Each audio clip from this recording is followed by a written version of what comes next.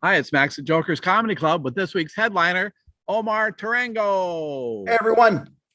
Hey, Omar. So, got your show coming up, and I'm looking at on the bio. You've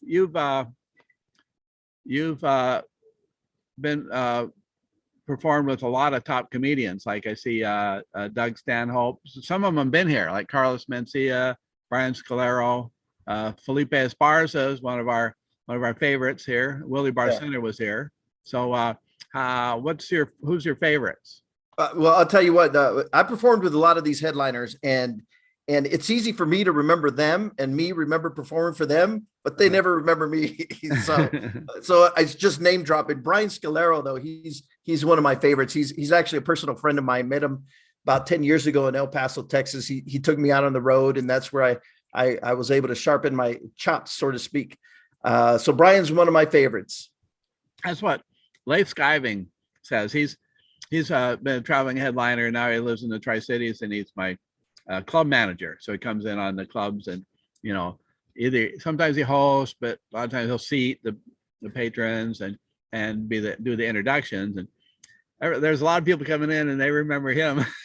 Oh yeah. And he doesn't remember them because he was the headliner and they were the feature performer. Yeah, no, I try to remember everybody I perform with. I think everybody leaves some kind of lasting impression on you, with it, good or bad. But yeah, like some of those big, like Doug Stanhope would never remember me. I opened him for him in El Paso, Texas, and all of his fans were there. It was not my audience, by the way. Doug has a certain niche, and it wasn't mine. So. Like marijuana smokers, or are they that kind of stuff. So I went up through the ranks, and I learned how to write a certain way. So when I started, I was 32 years old, and I would try my material out on my kids who were very young at the time, maybe 6, 7, 8, 9.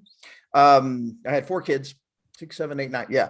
And so all of my material I would try out on them. So I kept it kind of almost Bill Cosby-ish at the time. I thought if I could make these children understand the premise and the punchlines, and I could do that to a room full of adults who are drinking. And you would think so, but I wouldn't necessarily guarantee that. Not all the time. No, I had quite a few misses.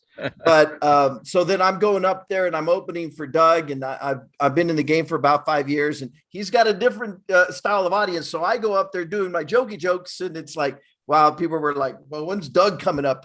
Mm-hmm. But yeah, you live and learn. Richland was always one of my favorites. I used to go, I think I headlined there maybe 5 years ago. It's been a while. Yeah.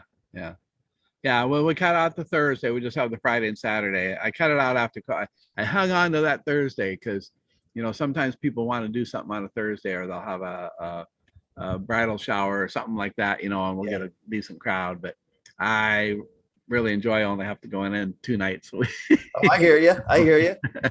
And the crowds are bigger. We've had some nice ones. 2 weeks ago, I think we probably ran 110, 120 through for the weekend, which is good solid audience, Yeah.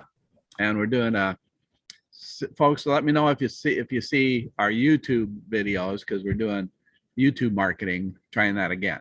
Yeah. And so good. So anybody listening to this Zoomcast, let me know if I'm at the door there. So keep trying. Try to anything we can do to let people know that we have a real good entertainment there at Joker's.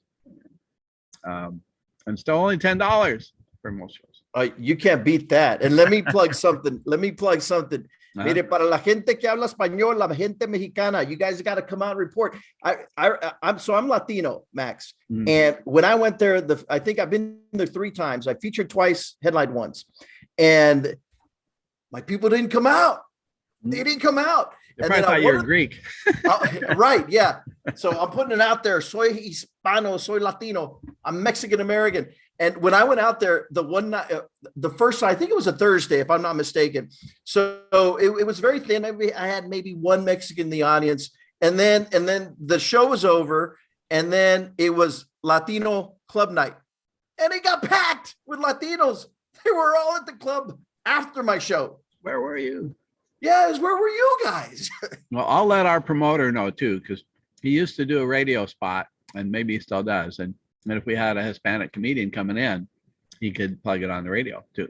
Yeah, that works. And I have all inclusive comedy. Everybody's going to have a good time. It doesn't matter. It's just every now and then, like you said, I look a certain way. Nobody ever thinks that I'm Latino or Mexican. I don't know what I've got to do. I started changing my name. Sometimes I would get introduced as El Omar.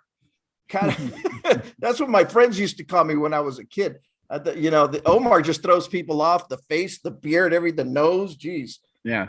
It seemed to me more Greek than yeah. Okay. So, I can deal with that. Fooled me too.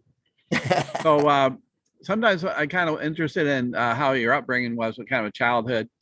What kind of parents did you have that drove you to comedy? Well, oh man, I figured I want to write a book about this. So I want to write a book entitled "Look at Me, Mom: Chronicles of a Show Off," because that's what my life was. I grew up very middle income. My dad was a construction worker. My mom was a nurse, and I was in Little League baseball. And everything I did was to make my mom proud, because she was the one that always made a big deal out of everything that I did. And so if we would go skating and I would get into the fast skating, when they had the fast skating portion of the skating thing, I would go as fast as I could and I would just beat everybody. Then I would get back and I would ask my mom, did you see how fast I was going? And my mom would be like, oh, you were faster than anybody. And I kind of fed off of that. And then you transfer over to Little League and you could hear your parents just cheering you on.